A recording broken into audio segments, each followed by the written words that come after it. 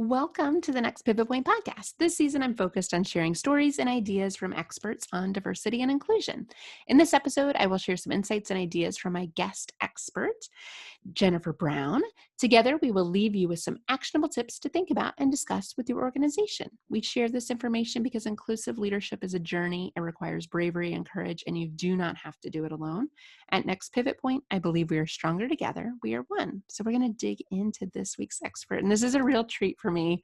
I have had such a crush, if you will, on Jennifer and her work, and just been so enlightened by following her podcast and her books. So we're going to dig into all that in a minute, but I'm going to introduce her. She's an award-winning entrepreneur, dynamic speaker, and diversity and inclusion expert. She's the founder and CEO of Jennifer Brown Consulting, a strategic leadership and diversity consulting firm that coaches business leaders worldwide on critical issues of talent and workplace strategy. Brown is a passionate advocate for social equality who helps businesses foster healthier, more productive workplace cultures. Her book, Inclusion, Diversity, the New Workplace, and the Will to Change, 2016, will inspire leadership to embrace the opportunity that diversity represents and empower advocates to drive change that resonates in today's world. Jennifer's second book, How to Be an Inclusive Leader, which I'm holding in my hand, is a short list OWL Award and Nautilus Book Award winner in business categories, and provides a step-by-step guide for personal and emotional journey we must undertake to create an inclusive workplace where everyone can thrive. Jennifer, I'm so excited to have you. Oh, I'm so excited to be here, Julie. Thank you so much. I know this is going to be a super awesome conversation because there's so much we work on that's living parallel lives. So It looking is. forward to this. Well, good allies of ours, Brad Johnson and David Smith, who are publishing a new book, The Good Guys. We were just catching up and chatting about them, introduced us many moons ago. Yes. And then I jumped on and followed Jennifer's podcast, which A Will to Change is one of the best diversity. I think it's one of the top rated diversity and inclusion podcasts. Y'all have to check that one out. Thank you. And your books. And I just dove right in and I thought, oh my gosh, there's so much to learn and so much that complements how I approach diversity, equity, and inclusion work. So let's dig in first, Jennifer. I know we can cover the gamut here. Your book. So your last book, your second book, How to Be an Inclusive Leader, obviously very relevant right now. You published it last summer. I know when I wrote who knew? Like I really thought 2020 was going to be the year of the ally, and then I doubted it. Then and then you were so wrong and so right.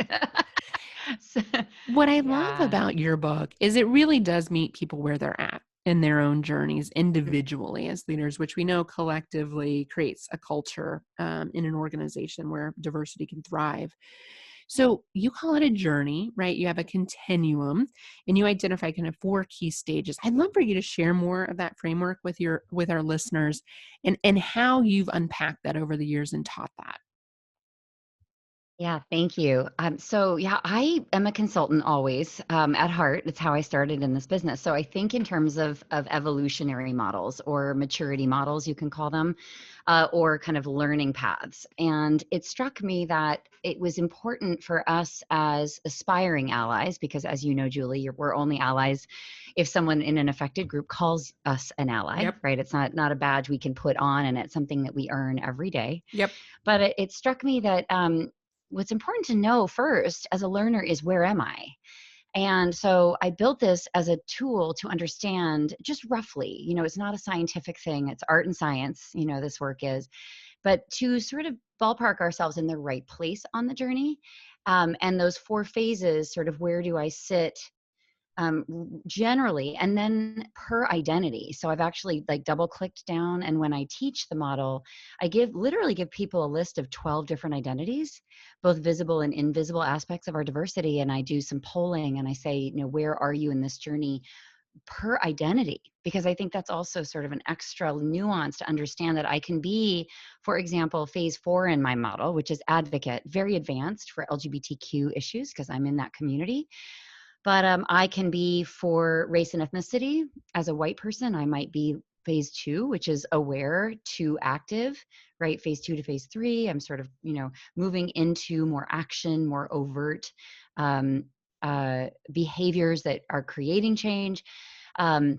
for disabilities, I may be sort of at a sort of earlier phase in the journey, and people feel that's such a relief. Like I can literally feel people say, Yeah. thank you for helping me understand where I am and that I can be at multiple places at any given time, which makes sense. And then Mhm. to take the right next step. I would never deliver a training or advice to someone who's advocate level in the same way as I would to somebody in the unaware phase 1 category. It's just a completely different conversation. And so I'm always thinking, I'm a training and development person. I have a master's degree in organizational change, and I think a lot about our leadership development and our leadership paths and our learning paths, and how do we get people to A, understand, B, to change their behavior, C, to hold themselves accountable, and D, change for good, sort of in a lasting way. And so, yeah, this was my best endeavor to do that and keep it simple, keep it doable, keep it concrete. This is not some sort of mysterious process. And I just felt like there wasn't a book out there that really like nailed that down. There's a lot of memoirs. There's a lot of I guess I just don't think there's a lot of practical books about like how do I actually do this? And this is the question we're asking now. Like, okay, I get the need for change and I'm understanding the why more deeply than I ever have understood it before. But where do I start? And I'm sure you're still getting that question too, maddeningly, because I feel like, read a book, read one of our books. There's The answers tons are of there. content. Google. Google. Yeah, Exactly. there's no shortage of content. But you're right. I mean, even after I feel like I do a talk on allyship and explain how you can show up for people that are different than you. And to your point, it is a continuum. I love this whole unawareness to awareness to activity to advocate. Um, and you can be anywhere on the journey. It's step one is Hmm. self-awareness. Even after I unpack that for people and help them understand practical, what I think is really practical tips, they're still like, so what do I do? I'm like, I know, I don't know weird, why right? DEI seems to work like that, especially for It white does. men. That I think have just been Mm, traditionally, we haven't done a great job including them in the conversation. And that's not very true. because we haven't tried. It's just some of the language sometimes is very polarizing. I still Mhm. get the visceral response of kind of throwing up my hands in the air, taking my marbles and leaving, Mm. like, I can't do this Mhm. right. So we're fighting some of that. But once people are on this journey, right, Jennifer, once you get people to awareness, they're not going to jump off. Right? They're going to continue the journey most likely if they're willing to I hope do a so. little bit of work. And your That's guide does true. a That's great true. job of getting people jump started on that journey.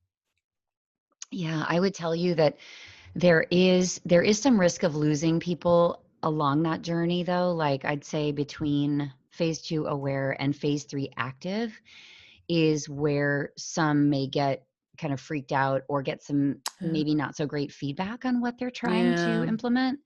And there's some risk there. And so risk of losing them, but also risk to our to our sense of ourself, I guess, as we're trying and getting it wrong. The yeah, risk there is of getting it wrong, and we live in a call out culture. Unfortunately, I am yep, not a fan, and I just believe so much in nurturing people through the cycle, because I needed to be nurtured through the cycle. So did you. And I don't think there's yeah, any person that's listening to this that didn't need to. I mean, just because you're in a marginalized group and you've been the victim of bias doesn't mean that you can't also be the yeah. perpetrator of bias as well. And so we all kind of are in this soup together, but we can be so harsh in our judgments. That's And true. so when people start to take what they've learned in aware phase 2 and they activate around it, lots can go wrong and probably lots will go wrong. And so Yeah. I try to really like warn people. And in the book, I try to think about the psychology of that. Like, how do I how do I not get something perfect and do it anyway? And then Uh-huh. how do I move through the discomfort, right? Getting comfortable being uncomfortable, which is one of our favorite tenets, yours and Oh, mine, yeah. right? And how do I stay in the feedback, hear what I need to hear, learn what I need to learn, not take my marbles and go home, but but sort of do the weeble wobble thing, right? Like you hit me, I go down and I bounce back up. Like it's Mhm. the growth mindset, right, from Carol Dweck's book, which is Yep, a classic. yep, It's okay, fail forward, like bounce back, come back and try it again, do it better. It not be fragile about it, which is the Robin DiAngelo concept, right? It's the right. fragility really can be triggered in phase 3, And what I don't want to do and what we can't do is we can't lose people. We cannot let people jump off the journey. Yeah. Once we get them on the train, even if they're in the caboose hanging on the speeding train by a finger, we got to like reach the hand out, and we Yeah. got to like keep the hand outreached, I think, because we got to make this change together. And you're right. I think we've used some polarizing language in the past, not purposely, not but it's had the unintended consequences of making people feel excluded from the conversation. And that's why another big teaching point I always use is that everyone has a diversity story. Yep. Like I have to walk in a room and tell myself, even if I'm staring at a sea of white male faces, that there is a Brad and David in that audience. Like, right? I mean, you and I know They're that's allies. true. They're there. They're They want to allies be there. We there. just can't see them. We just can't see them because we have all these, we've got some stereotypes about who's in that room. And I know, so I've had to check myself and say, I may be having a reaction in that room as a woman and as a queer person whose identity is hidden unless I make it overt. um, I've got to stand there and, go through that process of telling myself, I actually do not know who these individuals are. And the most inclusive way I need to hold myself to that standard is to say, their diversity hasn't revealed itself to me.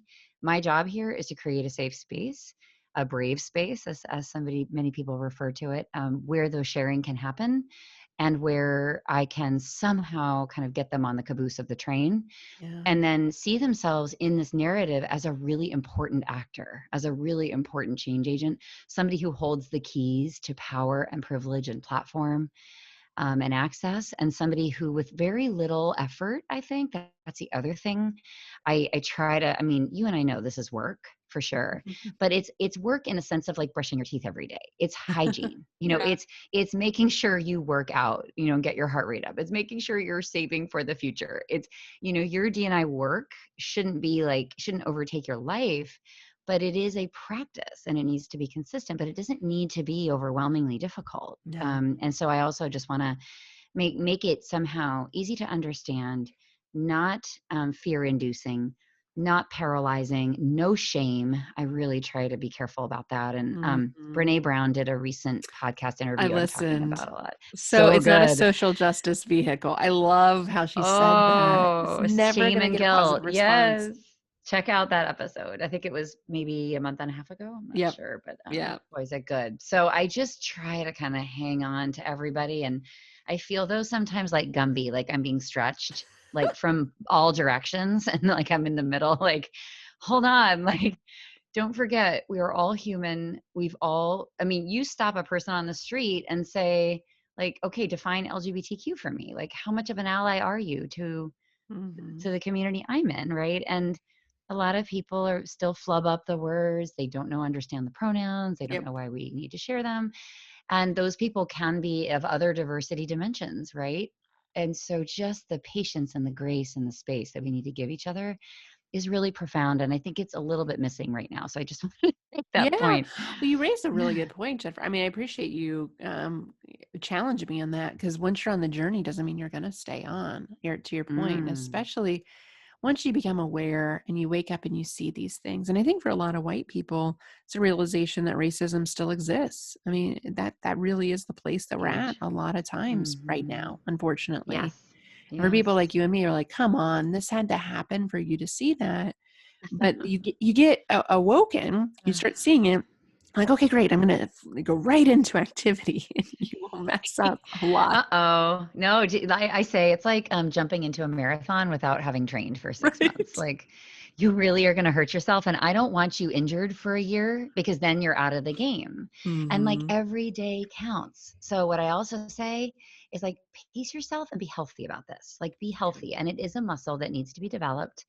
You don't want to strain that muscle. You don't want to injure yourself. And you need to kind of in a way follow the steps and spend enough time and don't ask me how long like you need to stay at each phase. Like people, it's so funny how people kind of try to force things into like goals and metrics. And it's Mhm. so like our business world that we have to deal with all the time. And I'm like, stop, just like stop doing that.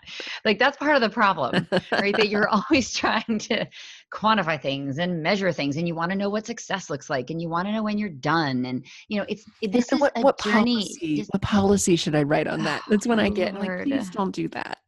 No, like it's, you need to dedicate, like it's going to be messy and it's ongoing and it's amorphous and things are changing all the time. Like it's language is changing all the time. And instead of saying, I thought I had arrived and being obsessed with the destination, which is I think what the business world kind of hammers into us. And frankly, I mean, if not to get too kind of off the rails, but I mean, white supremacy culture I've been thinking a lot about. And it was Yeah. the way I was raised, right? I don't know about you. I would Sure. Yep, assume, absolutely. right? And then if you literally Google the characteristics of white supremacy culture, it literally reads like the business playbook.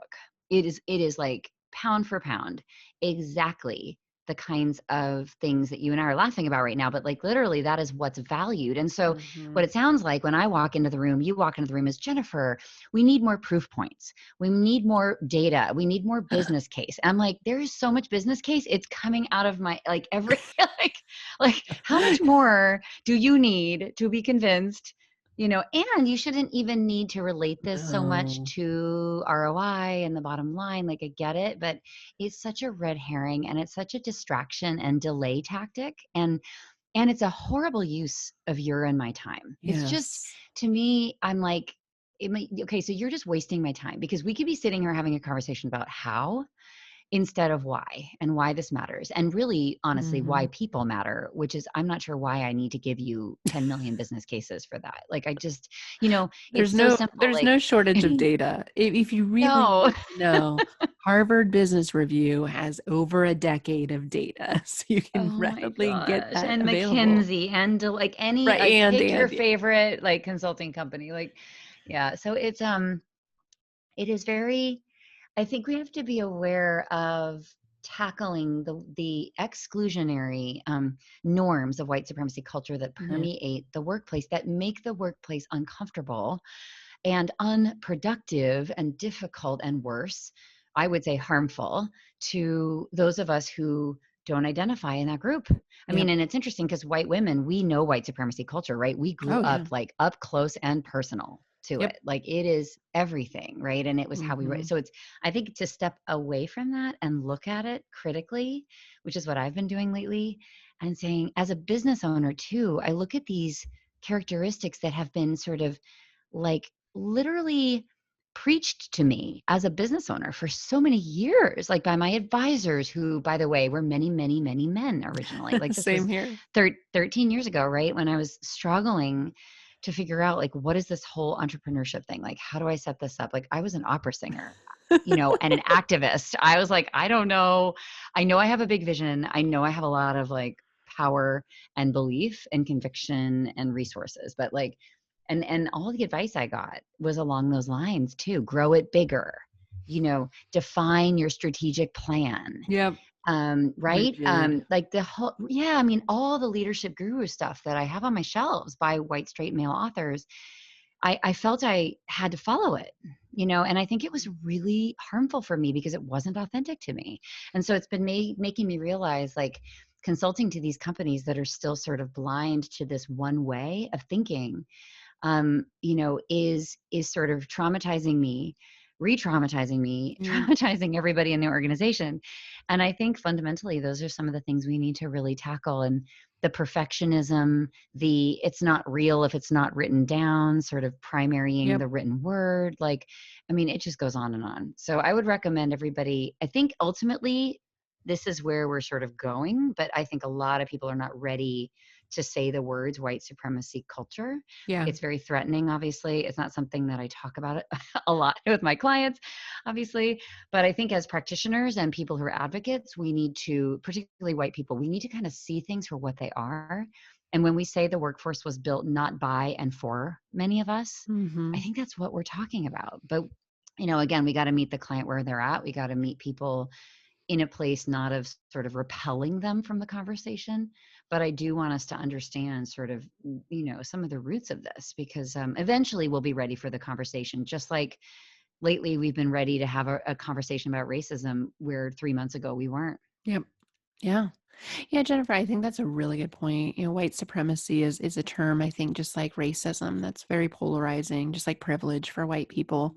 Because it Yes. feels like we did something wrong, and that's not absolutely not Mm, the intention of the term. It's really more about just understanding the dynamics of the way our systems were created and how much systemic change is needed to facilitate the kind of changes that we're talking about for inclusion. So you have to tackle mhm. the individual, much like your book addresses, while tackling the system itself. It's reinforced with Right. white supremacy and has all these tentacles everywhere in its systems. Everywhere. And so it's really hard because we feel like we're fighting for not just the why for why diversity matters, but then having to do it within the confines of these very narrow boundaries of white supremacy that, Right. like you said, if enforce it, reinforce it. And it's so hard to see. It's so hard to even know what's happening to you when you're in the throes of it. You and I have Mm. the vantage point of being on the outside now. We can kind of call it out. I'm thinking of a client We're right. also insiders too. We're insiders because of the color of our skin, which is really interesting. It is, and to know when it's Yeah. you're experiencing it and how negative it is for everyone. Mhm. No one's benefiting from this system really, when you think No. about it. I mean, I would argue you speak to male allies all the time, right? I Mhm. love like Mark Green and Tony Porter talking about the man box, Yeah. how toxic the expectations are for men and for their Mhm. behaviors, to uphold all of this. Mhm. Because there's a diversity of men too. I mean, newsflash, I know that's not seems so obvious, but there is, and that's why we can't view men as a monolith, right? When I walk into that room, I've got to be seeking the difference, because that's critical for me as a practitioner, but it's critical for them and their souls to be seen for the humans they are. And I just like that is so dehumanizing to see, men as the problem, as a Mhm. group. It is not fair. It's not correct. It's not accurate. It's not human. It's not inclusive. It's not helpful. Right. I think that we've got to help men be strong to step outside of the man box, which requires a ton of risk for them because they could be ostracized. They are literally criticizing the system that they've maybe benefited from, as we've talked about, but they're challenging it just like you and I might be challenging white culture, which is our Yep. culture. Yeah. But people who sort of deflect from the insider group and can stand in the inside and speak as an outsider, or speak with additional lenses that you and I have studied so much, so that we can, if I am the only woman in that room, I'm going to bring in the intersectional women's stories, and make sure that it's not just me that I'm speaking about or advocating alongside, but that I'm bringing the voice of women of color in. I'm bringing the voice of queer women of all identities. I'm bringing in the voice of the men that don't even feel that they belong in that male dominated world. And I want to give not just permission for that conversation, but encouragement. I want to Yeah. make sure like I'm holding a brave space so that those aspiring male allies can find their voice, because they're going to be the ones when they challenge that group, it carries so much more power than Oh, it you or I ever does. could. It And that's does. the key. If we leave people behind that could be these powerful voices on the inside, we are lost. I mean, you and I Mm. are going to have to work 10 times as hard to get to achieve the change that one strong male ally could enact, right? And so it's just, to me, this is like a logical way of thinking about how change happens. Yeah. Who has the power, who has the influence, who will be listened to. The messenger matters as much as the message, right? Yep. So we need all kinds of messengers saying these things in their words so that it can be heard, because you and I know how difficult this is, and if it's just a few of us that are allowed to have those conversations, it's not enough. No, Not enough, no. And when they speak sadly. up, it's like, well, what do they have to gain from speaking up on others' Oh, behalf? So people I think it's know it's risky. right, it's very risky. And people Yeah. know it has to be from a genuine place. And it really opens the door to other people that may not Mm. identify as quote unquote diverse, right? Or don't think they have their own diversity story. Like you do such a great job of facilitating that out. And when we give people permission to be vulnerable, right, and have that brave space Mm. where they can really bring their full self to work, It's magical. I mean, one of my favorite experiences is what you're describing, what I miss so much in the pandemic virtual speaking environment, although it's been, been great. I think we're learning a lot about how people can We learn are. We virtually, are. but stepping Yeah. into those rooms, especially with white men, and looking, and I think, wow, this is a real opportunity to really change the Mm, dynamics. Because oftentimes, Jennifer, you and I are kind of preaching to the choir. We're talking to people that true. already very much are allies, and getting the folks in the middle, I call them men on the fringe sometimes, or, people that want to get it, they just don't get it yet. They're unaware probably in your categories and on the Totally. verge of awareness. It's like, oh, if I can just get a little push here, we gotcha. You're in. Gotcha. It's safe. Like leap and the net will appear, which is, easy for us to say, but I promise you, the it'll be net, so much better on the other side. oh, I But know. Chuck Shelton calls them lagging, learning, and leading, yep, and I always love that framework too. The laggards and the learners, and it's also the bell curve, right? That big middle in the curve. That's the most people you can influence are not the early adopters who are already there, who you need right. to activate, right? We need to support our early adopters, support them as much as you can, everybody, like prop them up, give them kudos, recognize them, encourage them, ask them to do more. Yep. But there's this whole kind of messy middle of the learner category, to use Chuck's framework, that I think there's the most potential for shifting things because they're the biggest group. And then the laggards, like the argument could be made, we leave that, we know sometimes in performance management and in HR, and there's a lot of different theories, but do you leave them behind? Do you not put a lot of effort towards the biggest resistors, the most skeptical? I struggle to leave anyone behind, honestly, Yeah. theoretically and in real terms, but I also think some of the biggest transformation can be from a resistor to a champion. Oh, And there are yeah. there are many stories like that, right? So I just like to go and try to drag as many people out of the burning house of change as I can. And I think of it, like this metaphor comes to mind, that there's so many, they're just asleep and they just don't know, many Yeah. people, right? And it's like, let me get you out of this burning house. Like, let me, Mhm. but it takes a lot of work and it's really exhausting, Julie. Like, I don't know if you feel Yeah. exhausted. Oh, I compassion fatigue. I mean, it's so, and I don't know, like, do you want to be saved from the burning house? Like, do you care? Like, I go down to this dark place about like my own energy, and making sure like I'm giving it to the people that want change as much as I do. But I'm also really torn because like I need us all to go together, because we Yeah. go better and further together, to quote the African proverb. Um and I don't I don't like to leave anyone behind. I don't, but there is that question. And then we have to pace ourselves and make sure we're healthy in this work. Yeah.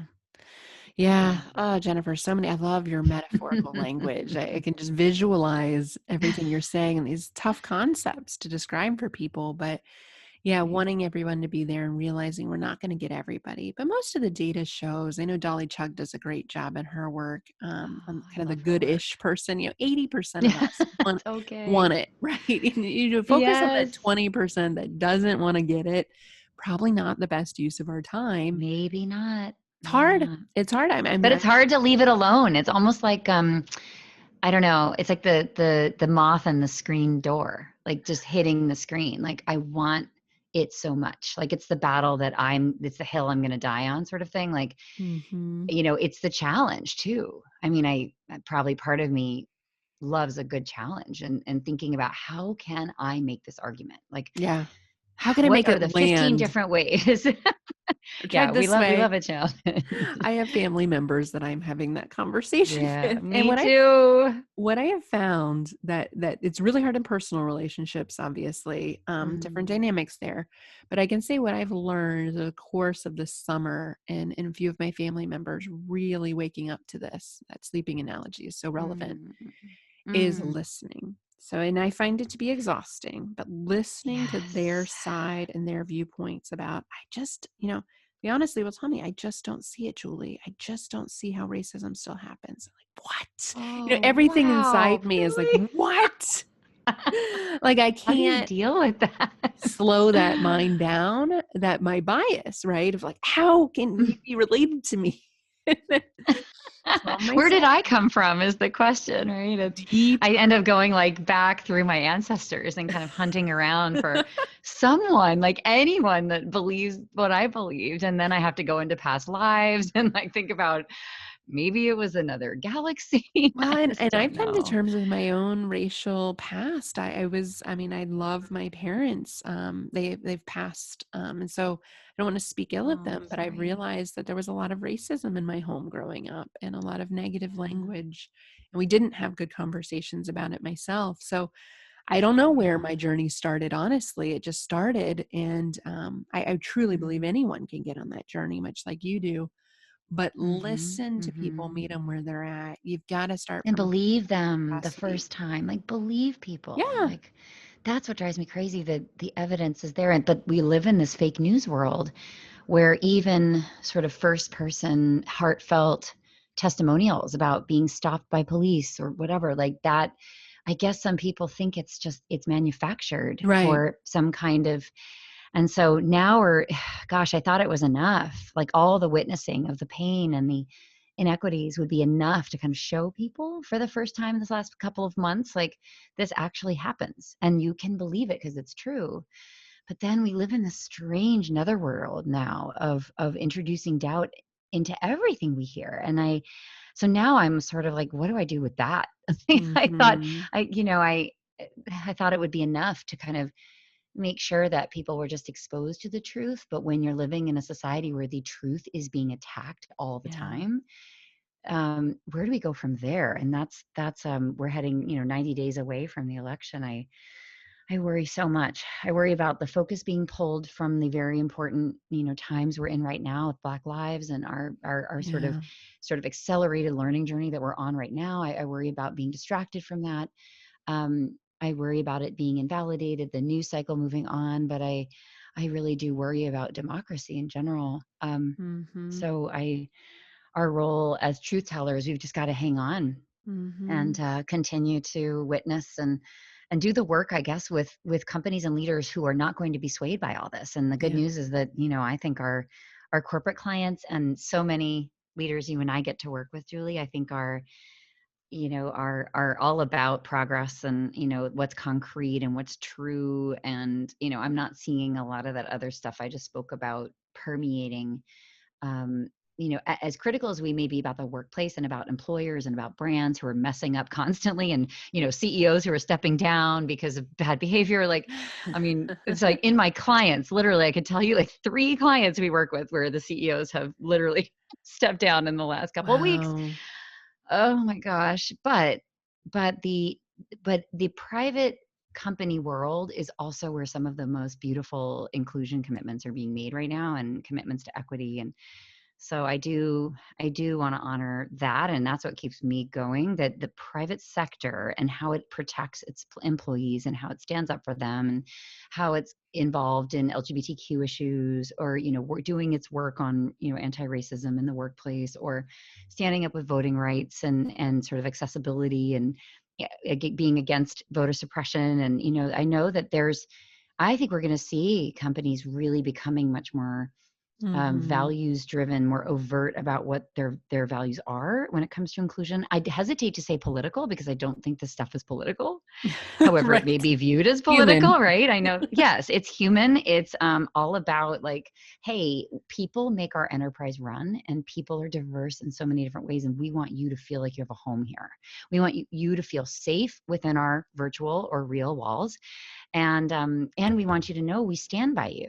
We stand by you and what you're about and what your pain points are, what your equity struggles are. And that I think is such a shining light, particularly in the dark times of sort of the government not doing that. Or I put a lot of hope into those institutions to lead the way on a lot of Yeah. this, and those leaders in those institutions to lead the way, because they have so much power. They have the commercial power, they have the power of the marketplace, they have Mhm. the media voice. They have ad campaigns that can change hearts and minds. And I mean, yes, they don't do this perfectly, but I'm here to try to sure and make sure that The story they're telling matches the experience of the employees too, Yeah. which is the other big disconnect. Yeah, it has to be authentic. um, yeah, right. So that's our work. We have to help them kind of learn, but I think a lot is possible. Companies large and small, not just the big ones. The little ones are getting on board too. I mean, we have many more clients now who are small companies, like 100 people, Yeah. 200 people, 500 people. We want to do this diversity thing. We want to get it right. We need a strategy. We need a team. So it's really exciting. That is so exciting, Jennifer. Well, I know your time is precious, and I want to make sure our listeners know a way that they can connect with you following the episode. And I know we've talked about the will to change the podcast. That's one, how to be an inclusive leader, the book. But also, what are the best ways? I know you've got a great quiz that people can take to find out how inclusive they are as well. So tell us where our listeners can stay in touch with you.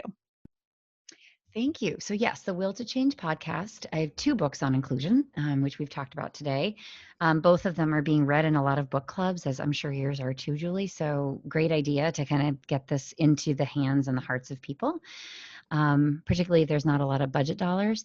My inclusive leader assessment, which you just referenced, is on jenniferbrownspeaks.com. So you can go there and look up the assessment and take it for free. It takes like 10 minutes, and you'll get a report with some helpful resources. And also, we'll sort of help bring the model in how to be an inclusive leader, the book, come alive, if you're equipped with those results. And then in social media, please follow me. I'm very active in Twitter. It's at Jennifer Brown. I'm on LinkedIn, Facebook, Instagram is Jennifer Brown Speaks. And I think that's all the Yeah, goodies and we'll places. link to And all that. yes, please.